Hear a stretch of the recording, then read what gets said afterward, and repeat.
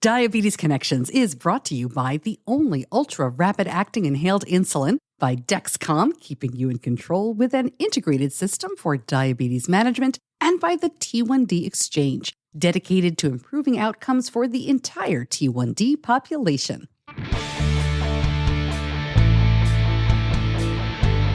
This is Diabetes Connections with Stacey Sims. This week, Dexcom's G7 became available in the U.S. just this month, but the company continues to look ahead. Part of the future, their Type 0 group, which created Tandem's Control-IQ, is working on a truly closed-loop system. The new work that our Type 0 team's been doing is been developing an algorithm that there's no meal announcements. There's basically very little user interaction with it.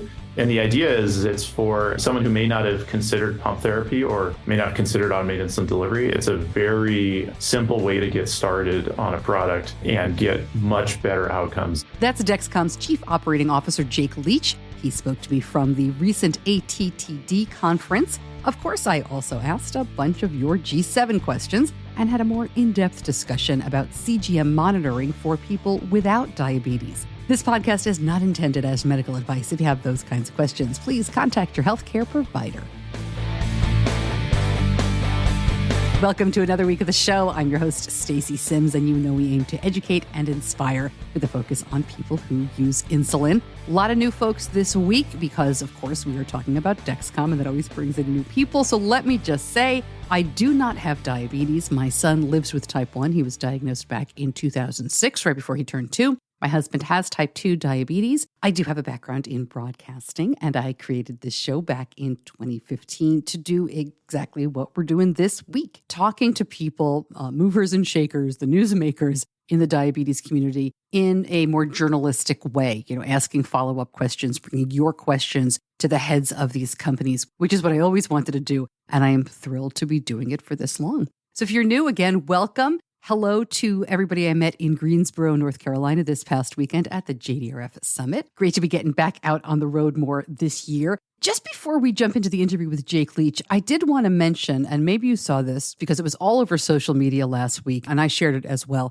I wanted to quickly talk about Apple's effort to bring glucose monitoring features to the Apple Watch. We have talked about this on and off for years. Apple announced it was working on this ages ago, and many other companies have kind of come and gone, and some are still out there. I will link up the article in the show notes. If you haven't seen it yet on social media, you can find it on the episode homepage. Every episode has its own page. Just go to diabetes-connections.com. Or if you're listening on a podcast app, the show notes are there as well, wherever you're listening. Here is my take on this non-invasive glucose monitoring project, basically where you would strap on a watch or a band and get your blood glucose, right? I think this is coming. Not soon, but I am very optimistic that this will happen, that one of these days you'll be able to monitor blood glucose from above the skin, no needle, nothing invasive. But that said, this is not it, at least not yet. We did see a lot of breathless articles, a lot of takes from people outside the diabetes community. Every time I go to a podcasting conference, they're very interested in the Apple technology, Android technology, a lot of watch stuff for podcasting. And when they find out that I have a diabetes podcast, they always want to tell me that the next iteration of the Apple Watch will have blood glucose monitoring. In 2021, that is all I heard.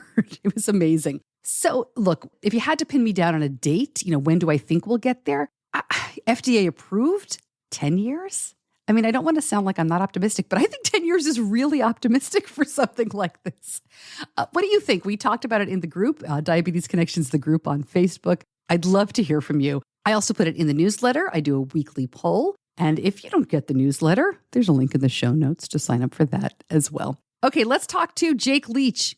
Jake, Dexcom's COO, spoke to me from ATTD, and that is the Advanced Technologies and Treatments for Diabetes Conference, which took place last week in Berlin. We'll have lots more information about all the studies and presentations that have come out of ATTD. There's always good stuff there in Friday's In the News episode. Jake alludes to a lot of Dexcom studies presented at this conference. I'm actually doing a follow-up interview with some of the medical folks on the Dexcom side to do a more deep dive into those studies. And that episode will be out in a couple of weeks. All right, first, Diabetes Connections is brought to you by Afreza. Quick biology fact. Did you know your lungs have the surface area of a tennis court? It's interesting, right? But why is it important? Since Afrezza is a powder you inhale, the insulin is delivered through the large surface area of the lungs, which allows for ultra-rapid absorption. The insulin passes through your lungs into your blood in less than 1 minute. Your blood sugar may start to lower in about 12 minutes. That's glucose management in the moment. Find out more and see if Afreza is right for you. Go to diabetes-connections.com and click on the Afreza logo. Afreza can cause serious side effects, including sudden lung problems and low potassium. It is not for patients with chronic lung disease such as asthma or COPD, or for patients allergic to insulin. Tell your doctor if you ever smoked, have ever had kidney or liver problems, a history of lung cancer, or if you're pregnant or breastfeeding. Most common side effects are low blood sugar, cough, and sore throat. Severe low blood sugar can be fatal. Do not replace long-acting insulin with Afreza. Afreza is not for use to treat diabetic ketoacidosis. Please see full prescribing information, including boxed warning, medication guide, and instructions for use on afreza.com/safety.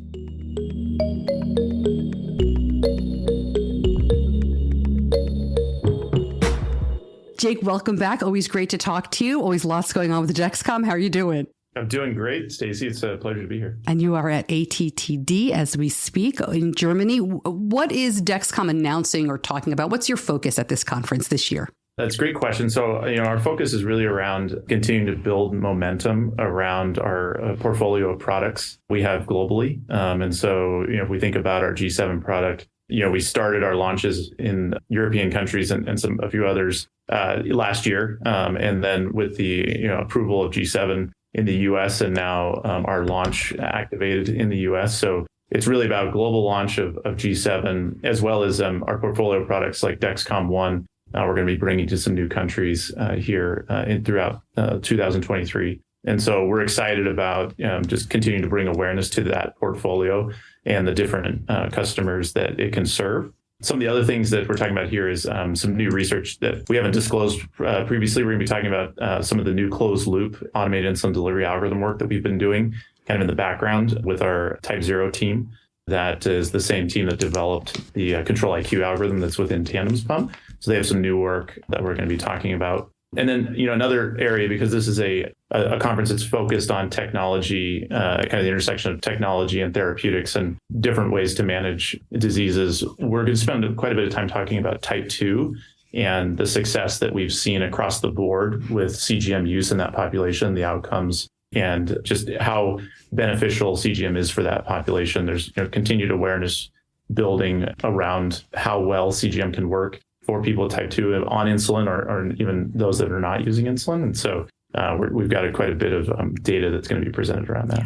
I want to stay, if we could, for a moment on the international market. I saw an announcement that Singapore is the newest market, right, for G6. Can you take a second and kind of go through, not every country certainly and not every system, but some of the major moves? I did see in that press release, I believe, when it listed the countries, that Australia is still not on the list for G7. Is that correct? Just one of the things that kind of just underlays the background of when we bring the products out to all the different geographies, there's often a regulatory component.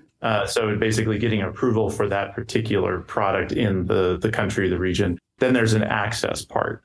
So does insurance pay for it, or government pay, or whoever's paying, is that access there for a particular product? And so, if we use Japan, for example, there's some great coverage that we just got, really expanding G6 coverage in that country. And that was G6 because that's the product that's there. We're going to go through the regulatory process with G7.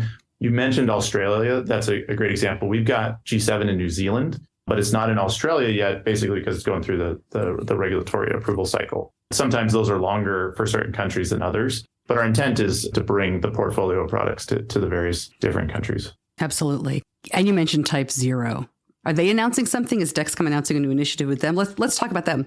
Yeah, so one of our symposiums here at ATTD is covering the work that team's been doing along with some researchers in New Zealand, Dr. Martin de Bach. And he's basically been doing feasibility studies with a brand new algorithm that our team has developed. And it's designed to be a fully closed loop algorithm. So it's not, today, the state of the art in commercial products is hybrid closed loop, where patients still have to do things like bolus or, announce meals, exercise, some sort of component to that. And then the closed loop system kind of takes over after that and does, correction boluses and adjust basal rates and things. The new work that our type 0 team's been doing is been developing an algorithm that there's no meal announcements. There's no basically very little user interaction with it. And the idea is it's for someone who may not have considered pump therapy or may not have considered automated insulin delivery. It's a very simple way to get started on a product and get much better outcomes. And, in the data, what we'll see is there's some folks that have really poor time in range that were in a clinical study with this product, and we saw significant improvements in their personal time in range just by using the system, where it's basically put the system on a sensor and a pump with an embedded algorithm and produces some really exciting results. It's a feasibility study, so it's still small. It's not a control trial. It's not something you would submit to get approval for it, but it's basically showing the promise of what the technology can do. So we're very excited to talk about that for the very first time here at ATTD. I don't know if you can comment on this, but this sounds very similar to a clinical trial that Benny, my son, was invited to take part in during COVID. He couldn't for some other reasons I can explain later. It was called Rocket AP, and it was no meal boluses. And it showed in the little bit that I learned later that in adolescence, I'm not going to get the numbers exactly right, but when you miss all those meal boluses, how much obviously it affects you. And when you have this Rocket AP or whatever it's going to be called, I'm hesitating because the numbers that are in my head, it was something like before this, they were 55% in range, and after they were 85% in range. It was remarkable. I'm not going to hold you to that because, as I said, I'm doing it off the top of my head, but I sense that I am right, that this is something similar. Yeah, it's not the same technology, but it's rooted in very much similar. That's being developed. Rocket AP is being developed at the University of Virginia, which is basically our team. Type 0 is based in Charlottesville. It works very closely with the university. So they are two different algorithms, but the goals are very similar. And there's a lot of kind of cross-pollination. We've been working closely with UVA on that study. And yeah, I think the way that I look at that is it's really about the population that comes in. You mentioned all the folks that missed the meal boluses. It does have a pretty significant effect. And in the study that we did, the feasibility study for our algorithm, it basically, there's a lot of folks who were doing very few meal boluses at all. And then they go onto a system like this. And, it's not getting you to the 80% time in range by not doing any meal boluses, but it's taking you from like 30% time in range to something, 50% time in range. Each individual is different because they're coming from different places. And there's still more work to do to optimize it, but it is really about, I love it because I think it has the promise to expand the addressable market for AID, that where, either people aren't interested in pump therapy or it's too complicated. You bring something that's this simple, I think it has a large appeal to folks that really could benefit from this technology, from CGM and combined with a pump. And so excited about the possibility there. And so happy to that we're presenting it here for the first time. Yeah, anything to lift that burden even a little bit is great.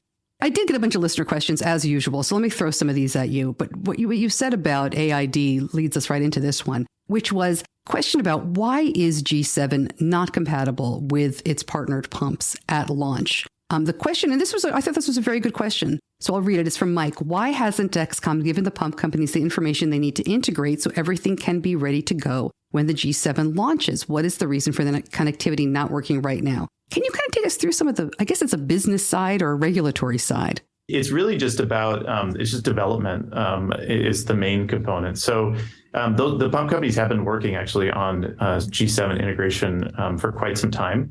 And so we provided all of that information to them quite a while ago. And so what they've been doing is once we kind of get towards the final version of G7, they've started taking that information and integrating their products. And so they're coming along quickly. They've already got systems that are up and running internally, and they're doing all the validations that are required to basically prove that the devices are safe and effective, the integration's all working, there's no issues, and then they could bring them to market. So there's often going to be a little bit of a time delay between when you have a commercial product for a sensor and then you do the integration with the pump. But our goal was to minimize that as much as possible. And so we've been working closely with all of our partners on that integration. And so it's just a matter of having the commercial product and then doing a validation for the pump companies against that commercial product. And Alan asked me, I am on an Android phone and I use InPen. I'd like to know if the G7 will be supported on Android and if there are any plans to support the import of InPen into the Clarity app for Android. Yes, G7 is supported on Android. So we launched the G7 product last Friday, actually, the 17th. And so it's available. We put actually the apps went in the store earlier that week. So both the iOS and the Android app are there. There are certain models of Android phones that aren't compatible. And they tend to be phones that basically don't have the level of performance, whether it's memory or Bluetooth, that we require to have reliable communication with the G7 product. But all of the kind of flagship phones, all the main Android devices are there on the compatibility list. So, and then, the question around InPen. So G6 today is integrated where the upload data from InPen can go into the Clarity system. And so for G7, we're actually working with Medtronic at this point on the data agreements needed to do that integration. But our intent, we support patient choice. That's a really important aspect of the way that we see how our product and how patient care works, is patients and providers need choices. And so we very much support integration there. And so I think we're just working through the agreements need to be in place to support the new G7. Yeah, that's interesting. When I was reading that question, I didn't even think InPen is a Medtronic product now. It is. Yeah, it is. Yeah, and they have their own sensor. Okay, so then Eva said, I just need to know, can I go through airport security with a G7? Yeah, absolutely.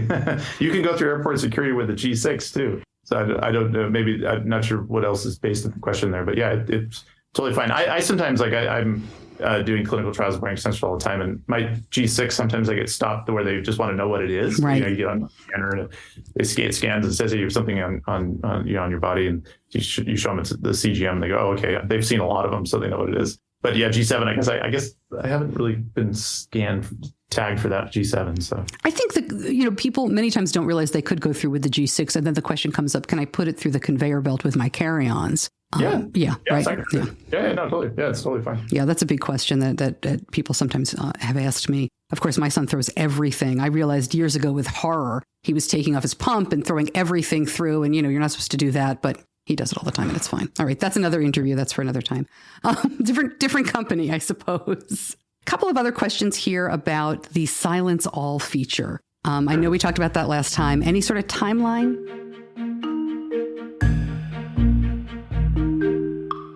Right back to Jake answering that question. But first, I want to make sure you know about the T1D Exchange. T1D Exchange is dedicated to improving outcomes for the entire T1D population through driving real-world evidence and collaborative change. So what does that mean? Well, take a look at the T1D Exchange registry. This is a long-term research study, and they need you. This is a place to make an impact with your information. It's confidential, it's anonymous, but they'll ask you questions on your experiences with type 1, health device data. You'll be able to talk about T1D with expert researchers and medical professionals. The T1D Exchange registry research has led to so many great improvements for people with type 1, including changes in the American Diabetes Association guidelines for kids, FDA expansion of CGM labeling to include finger stick replacements, and Medicare coverage of CGM devices. Be heard, support the type 1 diabetes community, and drive research that matters. Join the registry today. It is so easy to do. Go to t1dexchange.org/Stacey. That's t1dexchange.org/STACEY. Now back to Jake Leach talking about the Silence All feature, which is currently only available for the European version of the G7.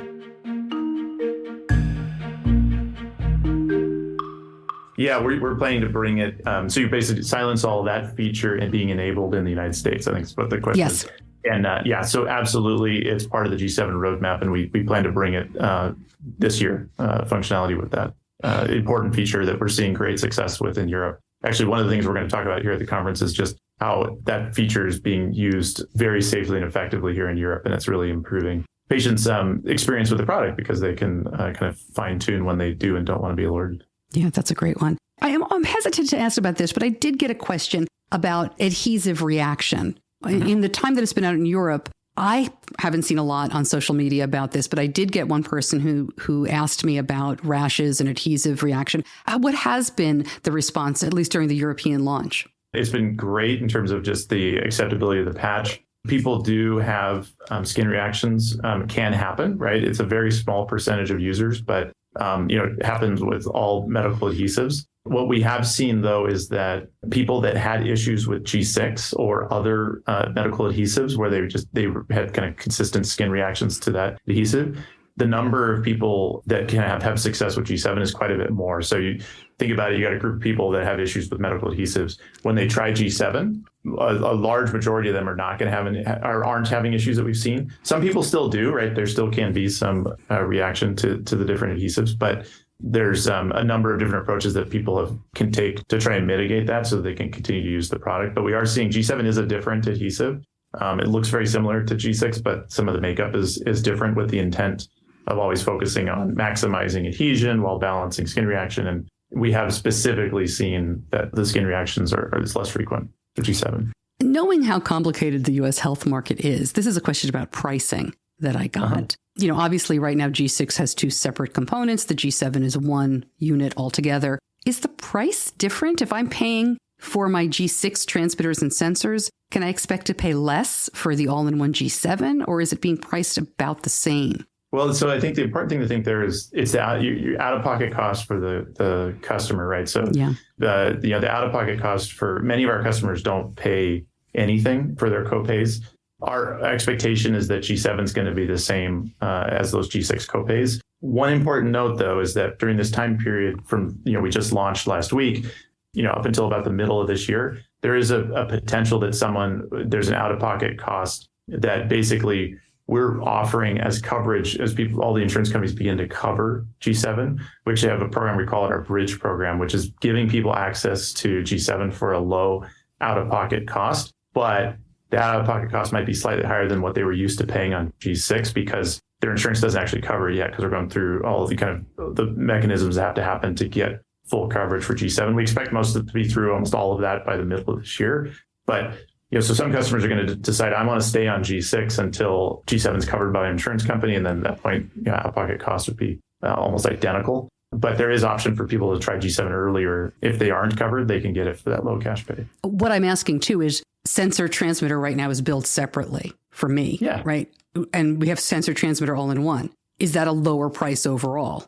So one of the things that happens with transmitters and sensors, one of the great things about G7 is it really simplifies the prescriptions and everything else, because now you're just getting, one device. The specific details around the actual out-of-pocket cost for a customer should be the same or less in terms of what you're paying for G7 versus what you're paying for G6. But getting rid of the transmitter really simplifies quite a few things around it, and just making it easier to get the product.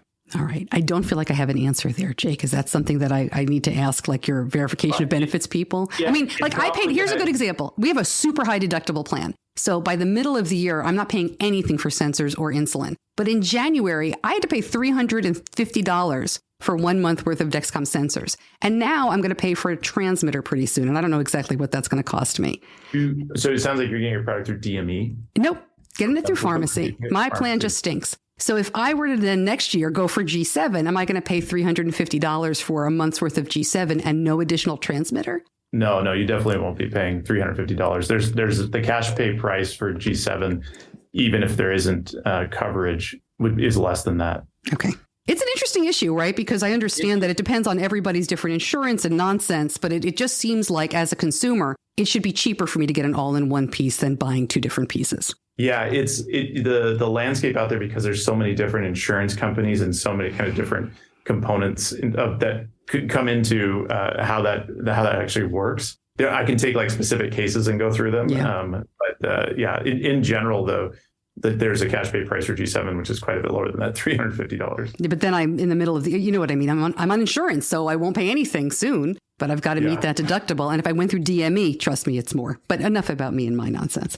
You mentioned type 2 at ATTD, and we also the Super Bowl commercial. We assume that's not for the tiny type 1 market. But I wanted to dial back a little bit and talk about the health market. I asked Kevin Sayer about this when he came on a couple of weeks ago, and he kind of shifted my question back to the type 2 market and the pre-diabetes market. But to be clear, we have these companies like Levels, right, and Super Sapiens, who are marketing to non-diabetics, right? These really sporty people or people who want to track everything about their health. And there is some concern that because those folks, they don't dose insulin, so they may not need as accurate a sensor.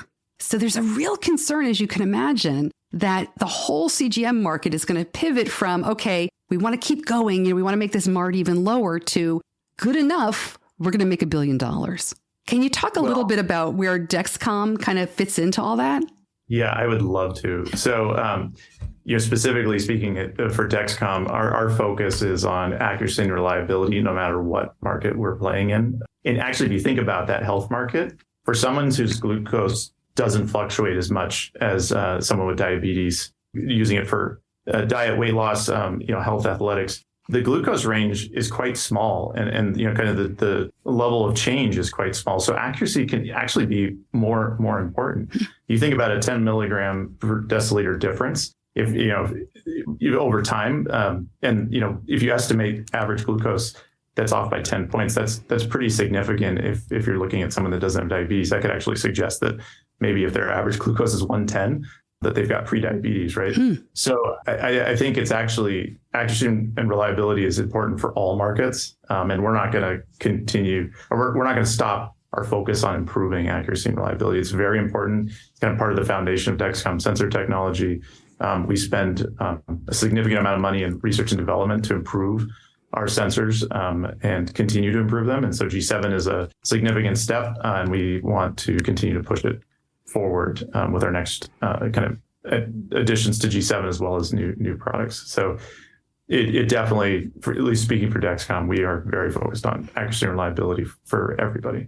Great. So let's talk about the type 2 market and what you're going to be presenting here. I had seen a few studies about closed loop for people with type 2 and how, I think it's fantastic. Can you talk a little bit about Dexcom's, the presentations you're going to be doing there? Yeah, what we're going to talk about is basically some of the benefits that we've seen with use of Dexcom CGM in the type 2 population in primary care setting. And it's going to cover kind of all comers with a type 2. So you think about type 2 intensive insulin users, type 2 users that are on basal insulin therapy, and then even those that are on oral medications, and some that are even just on diet and exercise. So it's kind of a large swath. And what we see is consistent time in range, improvements in time in range, as well as reduction in A1C in these various populations of different customers seen in the primary care setting. So I think that's one of the exciting metrics that we're going to show, real life use of CGM in the type 2 population and the benefits that we're seeing. So it isn't, a specialty diabetes clinic. This is basically a primary care setting, kind of simple use of CGM. One of the other interesting things too is, a question, our mobile studies showed in basal insulin users, the benefits of time and range improvements and A1C reduction. But we also kind of asked some qualitative questions around what did you learn from CGM? Would you want to continue using it? And so we're going to present some of the metrics around that, which are basically going to show that a lot of what is being done in type 2 with the CGM is a learning experience for people. It basically helps them understand food, diet, exercise, how all those things impact their glucose control. And it gives them immediate feedback where they can make changes. These are all things that we know, but this is proving it based on a large population of people. And more than 90% of them want to continue using the CGM after that study was completed. So really kind of just excited about the engagement there. That's great. In the short time we have left, 2 more quick questions for you. I know that the app has been redone. I haven't seen it yet because we don't have the G7 yet. I got a couple of questions about push notifications for when those times when, there are server issues or issues with follow. Any consideration to doing something like that? I know that we can go look within the app now to see if there are issues, and that's very helpful. But any thought about push notifications or letting people know that way? Yeah, it's a great question. And so we do actually have functionality to send a push notification to follow users if there's a major issue. We do not pull that trigger for, kind of some of the more minor issues.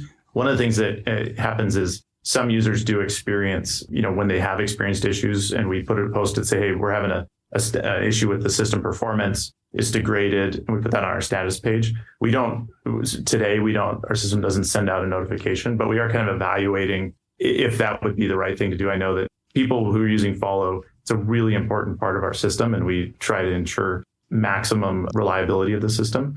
And we do have quite a few places where people can check, but it is something that we've kind of actively been talking about is when is the right time to pull the trigger. Right now, we don't unless it's a major issue, which we haven't had. Got it. And then, of course, I always have to ask about direct to watch. How are we doing on that? Yeah, a very exciting feature. Yeah, something that it's been in the works for quite a while. And it is based on feedback from users. It is a significant feature that we are. It's in our pipeline to develop it on the G7 platform. And so it's kind of the functionality is embedded in the hardware, and so it's about bringing it to life in the software. And so that will be coming. All right. I will, I feel like I will get a push notification from you when direct to watch happens, just so I'll stop asking about it. We'll make sure that feature is a well advertised. I'm sure.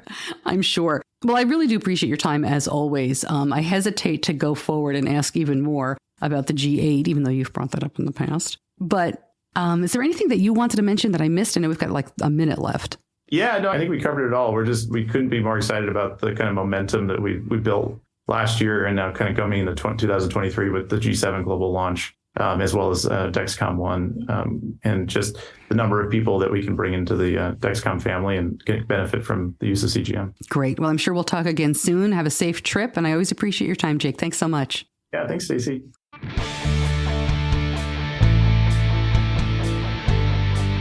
You're listening to Diabetes Connections with Stacey Sims. I'll link up more information about what came out of ATTD from Dexcom, more information on the G7. And as I said, this week's newscast will have a lot more information from that conference. If you sent me a question that I didn't ask or didn't get answered, please check the previous episodes. I feel like we talk to Dexcom all the time, which is great. I'm glad they're so accessible, and I know we're all interested in learning all we can. So a lot of these questions get asked over and over again, which is also fine. Answers change. But all you have to do is go to diabetes-connections.com, and on the search box in the upper right, you can type in G7 or Dexcom. If you really want to have a good time, you can go all the way back to the episodes we did when the show started back in 2015 or 2016 and kind of see how things have evolved since then. As longtime listeners know, Dexcom is also a sponsor of this show. So I want to take a minute to talk about Control IQ. This is the Dexcom G6 Tandem pump software program.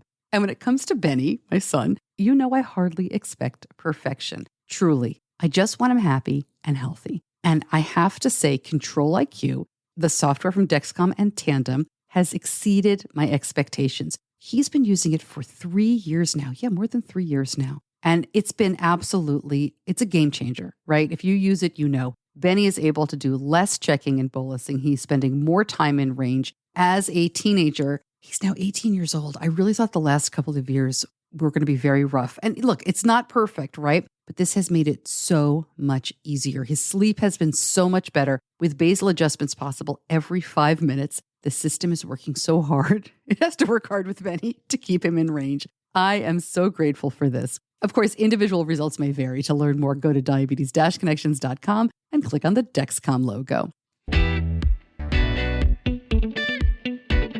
Okay, last week I told you about a wedding we were going to. This is a family friend. We met them. They're our neighbors. And we hadn't actually met them. Isn't that awful when you don't know people just a couple of doors down from you? But when Benny was about 4 or 5, they came knocking on our door because their daughter had been diagnosed with type 1. She was a senior in college. I think she had just graduated. And, as I explained, 5-year-old Benny took her by the hand and said, I got this. Let me explain all about it to you. And Christina became a really wonderful babysitter for us. And so did her mom. So did Jackie.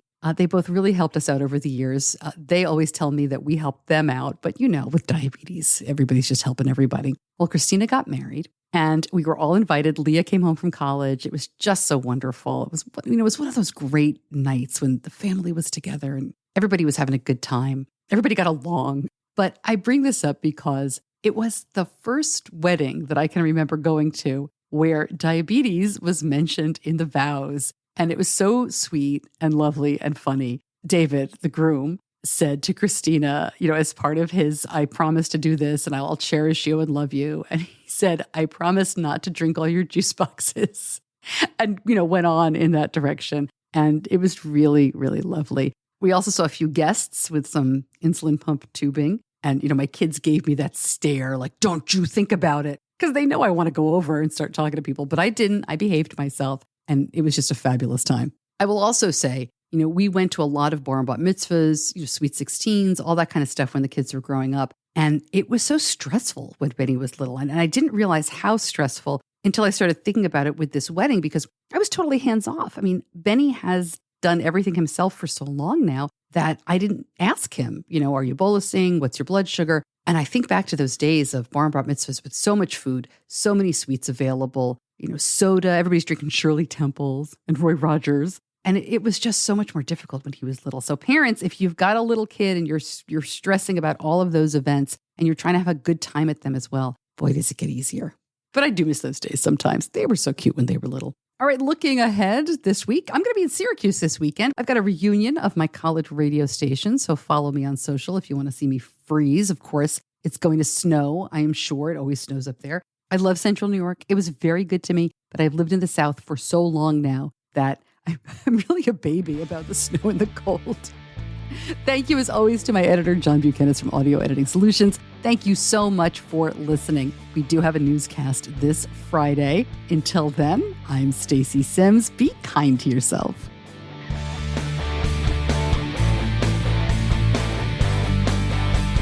Diabetes Connections is a production of Stacey Sims Media. All rights reserved, all wrongs avenged.